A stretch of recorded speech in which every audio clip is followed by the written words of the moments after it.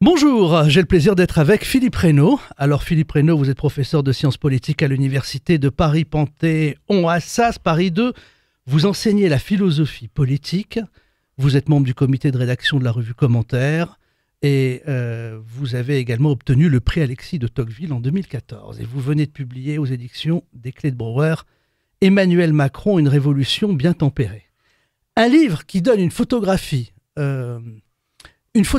finalement, un plan large, comme si on monte sur un satellite, vous savez, les vues par satellite de ces derniers mois, de cette dernière année électorale, avec l'analyse de ces mouvements tectoniques qui sont produits dans la vie politique française, les clivages traditionnels qui se sont effondrés, le centre qui a émergé en quelque sorte via Emmanuel Macron. La photographie est passionnante, parce qu'en réalité, au début, quand j'ai commencé à lire le livre, tous les journalistes, tous ceux qui se baignent dans la politique vont se dire « Bon, il va nous rappeler ce qui s'est passé, on va rien apprendre de nouveau. » Eh bien si, il y a toujours des pistes de réflexion que vous mettez chez votre lecteur qui nous permettent d'appréhender quelque chose de nouveau, auquel on ne pensait pas forcément. Par exemple, à un moment, à la fin du livre, vous revenez sur l'accord entre Emmanuel Macron et puis François Bayrou. On aurait eu tendance à penser que c'est un peu pareil. Vous expliquez en quoi c'est très différent. J'ai un seul regret dans ce livre, Philippe Reynaud. Je vais commencer par le regret. C'est que vous ne jouez pas les Madame Soleil, en quelque sorte, à la fin. Vous ne nous dites pas si ce séisme va durer longtemps dans la vie politique française ou si c'est provisoire. Bon, d'une part, c'est pas mon métier d'être Madame Soleil. Et comme disait Chesterton, c'était une formule que le président Chirac avait citée. C'est toujours difficile de faire des prévisions, surtout pour ce qui concerne l'avenir. Votre reproche n'est pas tout à fait juste, que j'avance quand même deux ou trois choses. Je pense que le bouleversement est durable et que le projet de Macron est un projet sur plusieurs années. Ce qu'on ne sait pas, c'est si ce projet réussira, ça c'est vrai. Mais je pense que le bouleversement de la vie politique française est acquis. Disons, la thèse générale du livre, c'est que nous n'étions pas dans une crise de régime de la Ve République, mais dans une crise du système partisan, que Macron était celui qui l'avait le mieux compris, et de fait, il a fait éclater le système partisan antérieur, qu'on ne voit pas renaître de sitôt. On n'a pas l'impression, si vous voulez, l'alternance droite-gauche traditionnelle me paraît mal en point. Donc, je pense que le séisme est durable. J'ai un premier signe avant-coureur qui a commencé au moment des référendums, notamment sur la Constitution européenne. Oui, ça il faut revenir encore un peu en arrière. C'est-à-dire, je crois que nous avons vécu finalement pendant une trentaine d'années dans un cadre politique qui avait été fixé par la réélection de François Mitterrand en 1986, qui avait été réélu sur un programme... 1988. 88, pardon. Oui, 86, c'est sa défaite. C'était la cohabitation. Oui, c'est sa défaite législative, c'est un joli lapsus. Mais donc, depuis 88, donc ça va faire 30 ans, nous vivions dans ce... Mitterrand avait été réélu avec un programme beaucoup moins à gauche que celui de 81. Et dans un cadre qui avait été fixé en fait par ses choix de 83, le choix de la rigueur, l'abandon de la rupture avec le capitalisme, le choix de la construction européenne. Et en fait, ce qu'on voit, je crois, si on fait une analyse sérieuse, c'est que ce qu'on appelle les grands partis de gouvernement, c'est-à-dire le Parti socialiste et, j'ai envie de dire, les différents avatars du RPR, dont le dernier, c'est les Républicains, alterné avec des oppositions en partie formelles, mais un accord assez profond sur l'essentiel. L'essentiel, c'était finalement qu'on acceptait l'économie de marché, qu'on voulait préserver un système de protection sociale relativement généreux, et qu'on utilisait la construction européenne et souvent la contrainte européenne comme moyen pour légitimer des choix politiques qui n'était pas toujours aussi facile d'assumer devant les électeurs. Alors, ce système, normalement, aurait dû être plus intégrateur que le précédent. Le précédent, c'était l'alternative droite-gauche autour d'un choix de société fondamental. On avait des oppositions idéologiques très tranchées. Là, on était plus proche du consensus. plus proche de solutions capables de transactions, mais finalement beaucoup de gens se sont mis en dehors de ce système, parce que ne se sont plus estimés représentés, ça a donné la montée de l'abstention. Montée de l'abstention, Front National et de l'extrême gauche. Et de l'extrême gauche, disons, l'extrême gauche étant pas le plus important des trois, mais tout ça tient à peu près, je pense, et le premier séisme, c'est en effet de 2005, c'est-à-dire une situation dans laquelle on a un référendum qui aurait dû être consensuel, où le projet de constitution européenne était soutenu non seulement par Jacques Chirac, mais par la direction du Parti socialiste, qui avait très largement voté en sa faveur, avec une campagne, au début, une campagne de sondage, une campagne avec des sondages qui sont très favorables au oui, et pour finir, une assez large victoire du non, qui, à mon sens, n'est pas une victoire, d'ailleurs, spécialement de l'extrême droite, c'est une victoire qui se fait sur le refus. Si mes souvenirs sont bons, je crois même que Jacques Lang avait appelé à voter non. Il y avait une tribune dans Le Monde. Lang, vous êtes sûr? Pourquoi je voterais non? Enfin, il y avait quand même des personnes au sein du PS dans les partis traditionnels. Il y avait surtout Laurent Fabius, qui était... Qui n'était pas un bout de feu d'extrême gauche, et qui avait surpris beaucoup de gens en appelant à voter non. C'est quelque chose qui a sûrement joué en la défaveur de ce malheureux projet. Et là, on voit une fracture assez nette entre les choix des élites politiques et les choix que peuvent faire, à tort ou à raison, que peut faire la population. Simplement, ce premier séisme, qui était de force relativement restreinte, n'a pas suffi à détruire le cadre politique général. On est toujours resté dans l'alternance droite-gauche, etc. Et les choses commencent vraiment à se gâter, je pense, en 2015, au moment des élections régionales et locales, où non seulement la gauche est largement battue, mais on voit apparaître une montée très, très puissante du Front National, qui prend un peu les partis de gouvernement en tenaille entre son aile, disons, plus conservatrice du méridional et son aile sociale. Qui n'a pas pris des régions, mais qui arrivait quand même. Il n'a pas pris des régions, mais ce qui était clair après ça, c'est que Marine Le Pen serait au deuxième tour, et pas par suite d'une surprise comme son père en 2002, mais c'était quelque chose qui était largement annoncé, et qui signifiait que l'élection décisive n'opposerait plus un candidat de droite et un candidat de gauche, mais... un candidat de droite ou de gauche face à Marine Le Pen.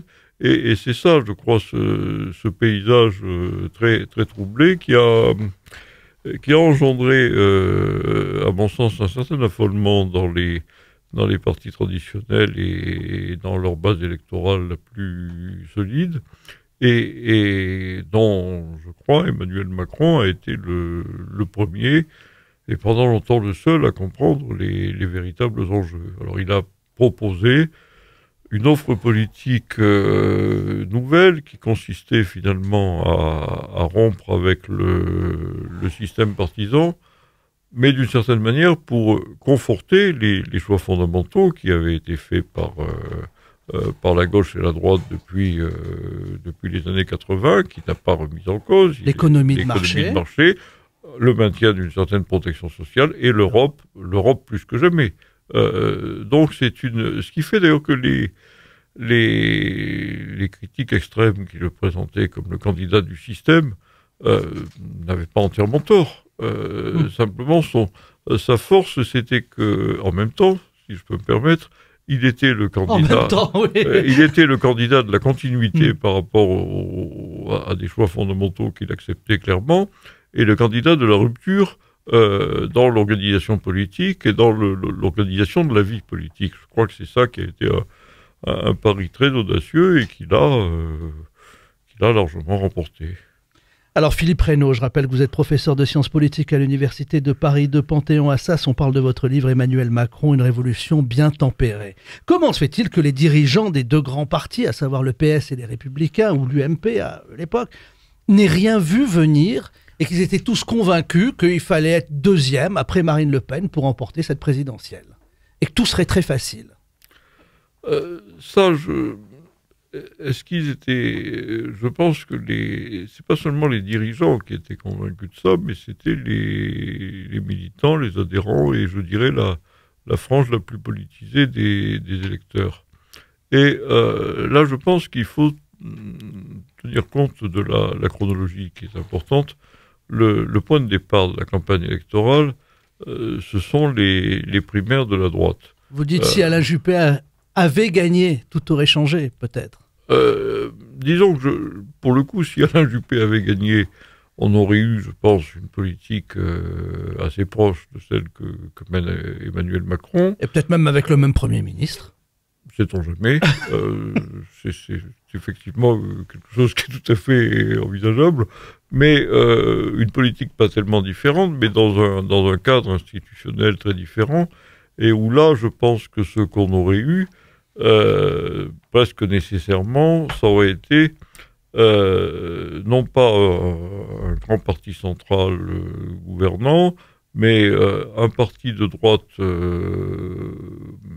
majoritaire, mais pas très puissant, qui aurait cherché à certains moments des ouvertures à gauche.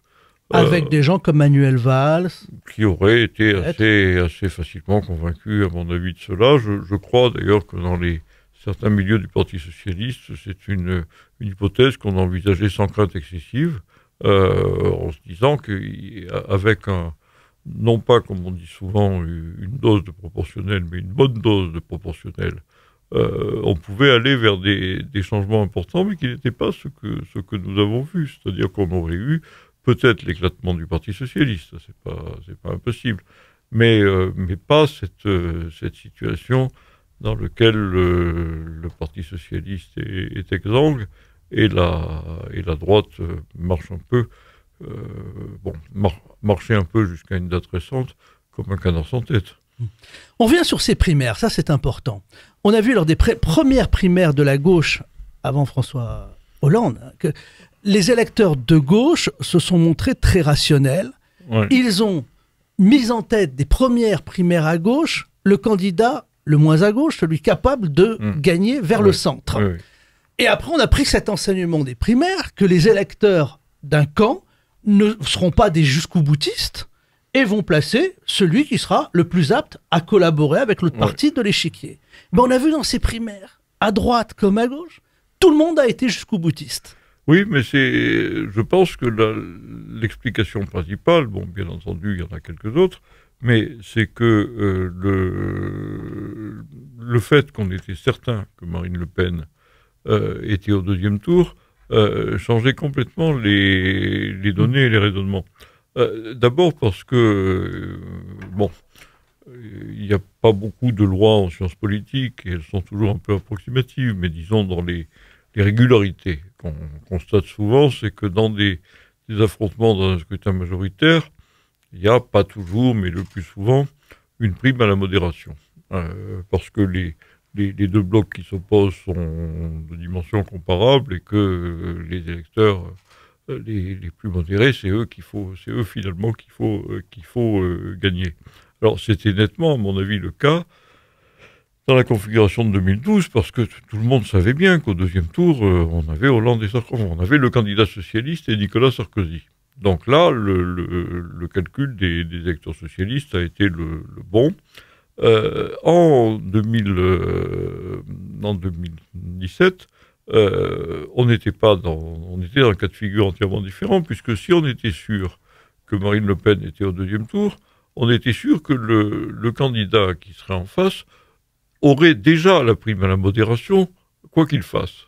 Même si c'était Benoît Hamon, ou même si c'était François Fillon. Absolument. C'est-à-dire que, de toute manière, il était à peu près sûr... Fillon-Le Pen, Fillon président de la République, Hamon-Le Pen, Hamon président de la République. Oui, c'est ça. C'était à peu près sûr. Et donc, je pense que les électeurs de droite, après avoir hésité, la primaire de droite, ça a été toute une aventure compliquée, mais je pense que le ressort de la victoire de Fillon, ça a été de voir apparaître pas tout de suite, mais à l'issue d'une campagne dans laquelle d'ailleurs il avait été très, très, très bon, enfin techniquement il avait fait une excellente campagne, il s'est trouvé en situation de rassembler pas un électorat, je dirais pas un électorat de droite dure, mais un électorat fondamentalement et tranquillement de droite, qui s'assumait comme tel et qui a réagi en se disant voilà l'homme qu'il nous faut, parce qu'il est, si j'ose dire, aussi à droite que Sarkozy, et qu'on est plus sûr de lui, il a l'air plus sérieux, plus déterminé, moins... Bon... Voilà, on a compris. Plus bourgeois, aussi à droite, peut-être même plus à droite que Sarkozy, plus conservateur, plus conservateur, moins atlantiste. Ça, c'est le moins qu'on puisse dire, puisqu'il il avait une politique étrangère qui était en rupture, elle, assez profonde avec ce qu'a fait Nicolas Sarkozy. Avec l'essentiel de ce qu'a fait Nicolas Sarkozy, pas tout, mais avec en tout cas avec les choix affichés de Sarkozy.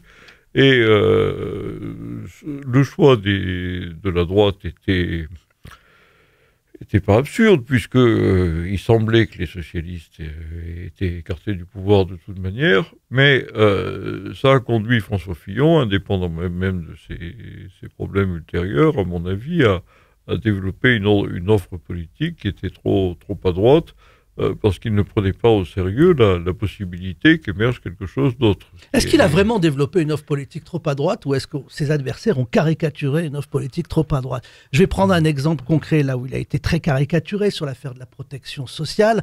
On a dit François Fillon veut casser le système de sécurité sociale. Il n'a jamais dit qu'il voulait casser le système de sécurité sociale. Il a simplement dit qu'il voulait que pour les petits soins, les mutuelles prennent le relais. Oui. Non, c'est pas ce qu'il a dit. Oui, mais d'abord c'était en soi une réforme très, très importante. Et de toute façon, elle va être faite implicitement dans les années qui viennent. Oui, hein. Fillon ou pas Fillon, ça va être fait. Je suis assez d'accord avec vous, mais je dirais, je ne crois pas que ses adversaires l'aient caricaturé, parce que lui-même s'est présenté en disant qu'avec lui, on allait voir ce qu'on allait voir. Alors, c'est pas d'ailleurs, à mon avis, la protection sociale qui a été la chose la plus visible. Bon, au départ, c'était pas le parti, parce que derrière les mutuelles, on entendait plutôt les assurances privées. Enfin, le discours n'était pas absolument clair, si vous voulez. Mais je pense que non, c'est pas tout à fait le... On paye quand même, ça veut dire qu'on va payer pour la protection, que ce soit l'assurance privée ou une mutuelle. Les mutuelles remboursent, et remboursent de manière, comment dirais-je, plus généreuse que les assurances privées. Enfin, elles font pas peser les mêmes contraintes sur les assurés. Tout dépend de votre niveau de cotisation. Bien entendu. Non, parce que le principe des mutuelles, c'est que c'est mutualisé. C'est-à-dire, ça dépend peut-être l'assurance de votre mutuelle. aussi, en quelque sorte. Il y a la prise de risque, mais c'est mutualisé. Non, parce que vous ne payez pas en fonction de vos revenus.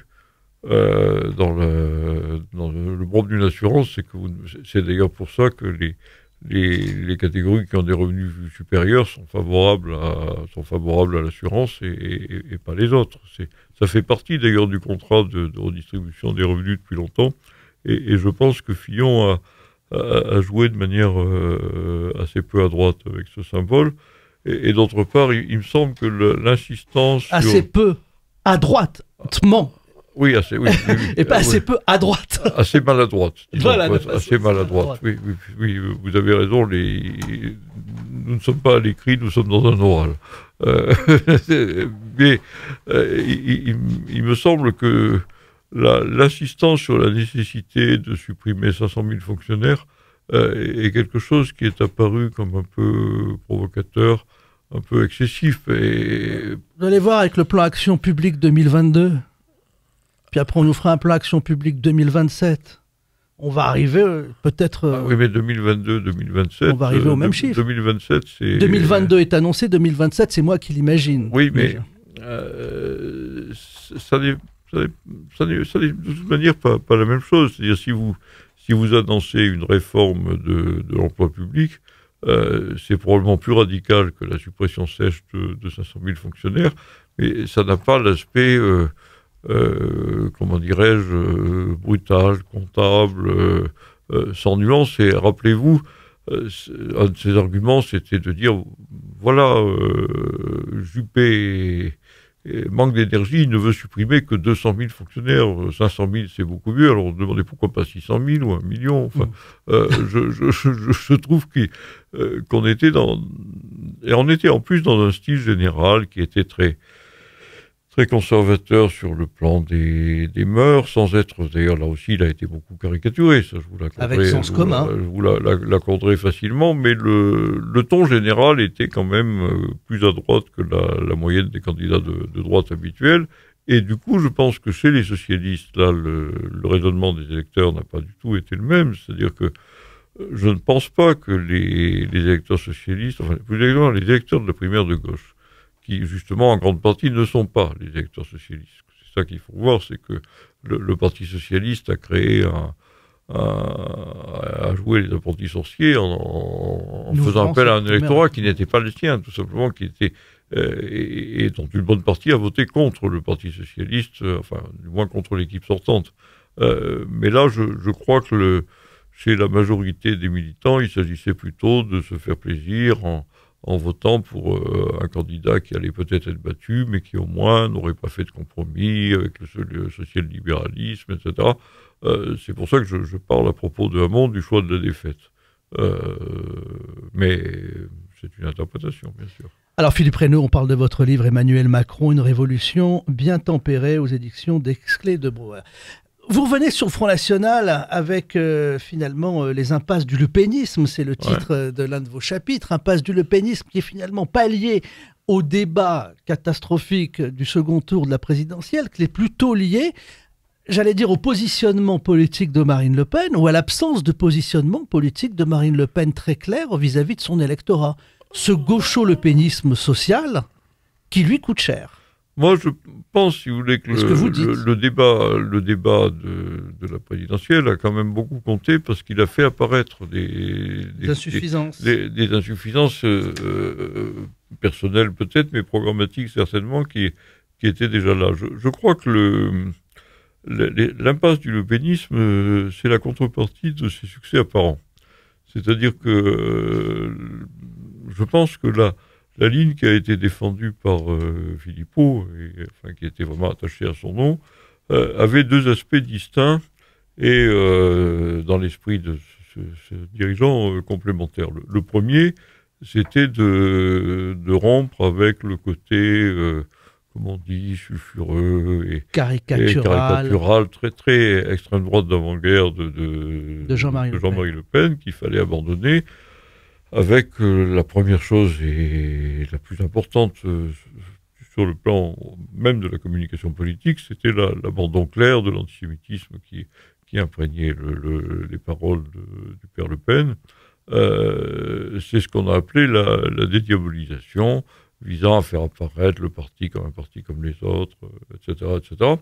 L'autre composante qui était très différente, c'était d'élargir l'électorat traditionnel, c'est-à-dire un électorat qui est préoccupé essentiellement de l'immigration et de la décadence des mœurs et de choses de ce genre, en faisant appel à un électorat populaire qui avait été malmené par la mondialisation, par la désindustrialisation de la France, par les fractures géographiques sur lesquelles Christophe Guilluy a justement dans son livre sur la photographie de la France. La fracture française. La fracture française. Fracture au pluriel, je crois, fracture française. Et le problème je pense que le problème de cette stratégie est le suivant, c'est que c'est une stratégie qui a permis au Front National d'augmenter considérablement ses voix, c'est-à-dire de passer de 15 à 25% ou quelque chose comme ça dans son électorat fondamental. Simplement, ces 25% sont construits autour d'un programme et d'un ensemble d'attitudes qui empêchent le Front National d'avoir quelques alliés que ce soit. Il ne peut pas avoir d'alliance dans la droite conservatrice parce que son programme est trop ambitieux socialement, trop coûteux économiquement et toutes ces sortes de choses. Trop à l'opposé des idées d'une droite libérale. Une droite libérale, conservatrice, une droite, si vous voulez, traditionnelle, enfin, qui n'a pas besoin d'être si libérale que ça pour ne pas... pas besoin d'être en ultralibéral pour trouver les promesses de Marine Le Pen un peu mirifiques, si vous voulez, ou mirobolantes. Et bon, le Front National, par exemple, est en grande partie un parti qui s'adresse aux artisans, aux patrons de PME. Si vous leur annoncez le maintien de tous les avantages de la fonction publique, l'augmentation du SMIC massive et le commerçant ne va pas voter Front National. Enfin, le patron de PME. C'est un peu dissuasif pour lui. Et les discussions autour de l'euro n'ont fait qu'accélérer ça. Et d'autre part, ça ne suffit pas. Ça permet de récupérer beaucoup d'électeurs de gauche déçus, ce que Pascal Perrineau appelle le gaucho-lupénisme, qui est un phénomène déjà ancien, mais sur lequel la ligne Philippot permettait de prospérer. Mais simplement, plus cet électorat la gonfle, plus l'autre se baisse. Et de toute manière, l'électorat du gaucho-lupénisme, à mon avis, il ne peut pas aller au-delà de ce qu'il est. C'est-à-dire qu'il ne faut pas imaginer que tous les électeurs de gauche vont être gagnés ou de la gauche radicale vont être gagnés gagnés au programme de Marine Le Pen. On l'a vu d'ailleurs entre les deux tours, dans ses efforts un peu désespérés pour grappiller des voix chez les électeurs de Mélenchon. Elle en a eu quelques pourcents, peut-être 10%, je crois que c'est quelque chose comme ça, mais ça n'est pas allé très loin. Elle a récupéré, d'ailleurs c'est très significatif, entre les deux tours de la présidentielle, elle a récupéré beaucoup plus de voix qui venaient de François Fillon que de voix qui venaient de Jean-Luc Mélenchon. Donc les réserves fondamentales sont plutôt à droite, et cette ligne était condamnée à l'échec, et je pense que c'est ce qu'on a vu lors du grand débat. Et je pense que ça a été accéléré paradoxalement par l'annonce de l'alliance avec Nicolas Dupont-Aignan, qui a eu l'inconvénient majeur d'attirer l'attention sur le programme économique du Front National, dont jusqu'alors on ne parlait pas beaucoup. Et c'est un peu anecdotique d'ailleurs, mais je pense que si on relisait les éditoriaux de vos confrères du Figaro pendant la campagne électorale, on verrait que... il y a un changement assez profond à partir du moment où on se met à discuter de l'euro. Où, je ne dis pas, le Figaro n'a jamais été favorable au Front National, mais il était moins hostile, si vous voulez. Je me souviens d'une une sur 5 ou 7 colonnes ou sur le programme économique du Front National. Qui est... Donc, c'est en cela qu'il y a une impasse du Front National. Du Front National sur la vie politique actuelle. Oui. Votre livre s'appelle Emmanuel Macron, une révolution bien tempérée. Est-ce qu'Emmanuel Macron, finalement, avec le mouvement En Marche, est-ce un phénomène, finalement, quelqu'un qui est passé par le trou de souris, la porte était entrouverte, il y avait une situation politique qui était un peu à bout de souffle, il s'est installé, mais finalement, on va revenir aux équilibres normaux droite-gauche dans les années qui viennent? Ou est-ce qu'Emmanuel Macron est en train de prendre une place avec son mouvement En Marche? J'essaye de faire un retour en arrière, qui était celle de Valéry Giscard d'Estaing avec l'UDF, en quelque sorte. C'est compliqué parce que... c'est difficile de jouer les Madame Soleil. Non, oui. c'est pas seulement pour ça, mais c'est parce que Emmanuel Macron est un personnage complexe, dont je dirais qu'il est européen dans le programme, les valeurs et les idées, et assez gaulliste ou gaullien dans la vision du pouvoir politique et dans la manière de gouverner dans les conditions d'aujourd'hui qui ne sont évidemment plus les mêmes. Si bien que si je devais caractériser, je dirais plutôt que c'est quelque chose qui est à mi-chemin entre le giscardisme et, pour ce qui concerne le parti, ce qu'était l'UNR, l'Union pour la Nouvelle République, au début de la 5e, c'est-à-dire un parti du président, qui était ce que mes collègues appellent un parti attrape-tout, dans lequel on prend de la gauche, de la droite, avec une communication directe avec les électeurs, quelque chose pour finir qui s'avère assez vertical, beaucoup plus qu'on ne l'imaginait pendant la campagne. Donc je crois que c'est le rapprochement avec Giscard tient, et d'ailleurs en ce sens qu'on on peut constater par exemple que ceux qui restent aujourd'hui des Giscardiens fervents de 74, quand ils sont encore là, sont assez séduits par Emmanuel Macron. Ça, c'est pas douteux. Si vous voulez, le créneau partisan, la position sur l'axe droite-gauche, la position par rapport aux grands problèmes fondamentaux est assez proche de celle de Giscard, mais la manière d'envisager le gouvernement de la France me paraît plus proche de certains aspects gaullistes. Quant aux Républicains, alors, vous êtes venu tranquillement, je vois votre livre, vous êtes en train de le lire, vous êtes dans Les chevaux fantômes. Ça, les Républicains. Les chevaux fantômes, c'est votre littérature, vous l'avez posé sur la table. C'est un recueil de nouvelles de Karen Blixen, voilà, l'auteur de La ferme africaine, qui est très loin de cela. Mais bon, le hasard fait peut-être bien les choses. Je crois que le parti les Républicains est dans une phase un peu difficile de recomposition.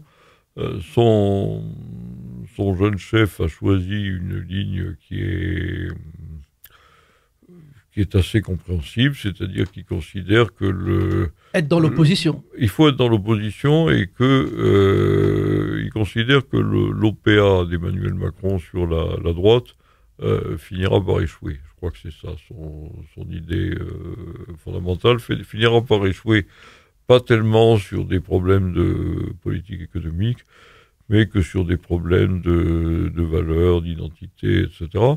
Et alors en attendant ce changement, il n'a pas grand-chose d'autre à faire que de critiquer chaque décision, de manière pas forcément convaincante. C'est-à-dire que je ne sais pas, si vous voulez, si les électeurs français sont vraiment convaincus que les Républicains ont pour principal souci le pouvoir d'achat des classes populaires, par exemple, ou des classes moyennes. Ça ne me paraît pas avéré. Mais enfin, peut-être que je me trompe. On a entendu peu de propositions économiques pour l'instant. Non, parce que je pense que Laurent Wauquiez sait que c'est difficile. Vous savez, sur la loi travail, il était difficile pour les Républicains de s'opposer. Sur la loi confiance qui a été votée, c'est-à-dire le droit à l'erreur, il était difficile aussi de s'opposer. Bien sûr. Alors, ils attaquent les réformes fiscales parce qu'elles sont faites l'IFI. Parce qu'ils défendent leur clientèle est beaucoup plus fondée sur la propriété immobilière que celle de Macron. C'est une question d'ailleurs très, très importante dans le dispositif de Macron. Mais il y a des moments où on a l'impression, comme l'avait dit un jour Jérôme Jaffray, que les Républicains défendent les pauvres millionnaires contre une politique fiscale qui n'est favorable qu'aux milliardaires. Les millionnaires de la propriété immobilière pour une politique fiscale qui est celle. Moi j'entendais, c'était M. Larrivé, par exemple, Guillaume Larrivé, député de Lyon, qui expliquait que on avait beaucoup de petits retraités qui avaient lentement économisé pour acheter 4 ou 5 appartements et pour vivre de leur loyer. Ils étaient gravement atteints par l'impôt sur la fortune immobilière, etc., alors que les milliardaires qui avaient des yachts, etc., étaient épargnés. Je ne sais pas où ça peut mener. Il est vrai que les classes moyennes supérieures ne sont pas forcément dans une situation fiscale excellente. Mais je pense, pour ma part, que le calcul, je vais faire un peu Madame Soleil. Allez, on va terminer là-dessus, c'est bien. Ce n'était pas un reproche, c'était un souhait. Mais vous trouviez que je manquais d'audace. Moi, je vais vous dire je vais faire un pari un peu audacieux, je pense ou une interprétation un peu audacieuse de la politique de Laurent Wauquiez. Moi, je pense que Laurent Wauquiez sait qu'Emmanuel Macron peut réussir, ou le pense. Pense qu'il peut réussir les grandes transformations sociales et économiques qu'il a entreprises. Il n'est pas exclu qu'il pense même que les effets de ces transformations ne seront pas mauvais, mais ce qu'il pense, c'est que ça n'est pas là-dessus que se joueront les prochaines élections, parce qu'une fois, si d'aventure il y avait moins de chômage, ou une situation économique généralement plus satisfaisante ou même plus brillante. Dans ce cas, dans la mesure même où les Français seraient plus sécurisés sur les questions économiques, ils commenceraient à s'inquiéter de questions, comme on dit, culturelles et identitaires. Après tout, bon, les situations sont très différentes, mais c'est comme cela que les frères M. Kaczynski, celui qui reste des frères, a gagné les élections en Pologne.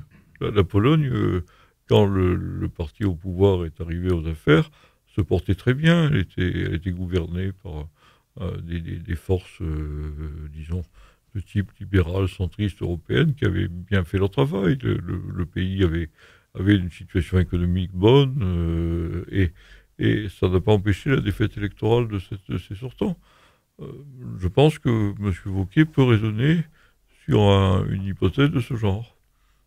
Après tout, la crise politique aujourd'hui atteint des pays qui ne sont pas confrontés à des difficultés sociales considérables.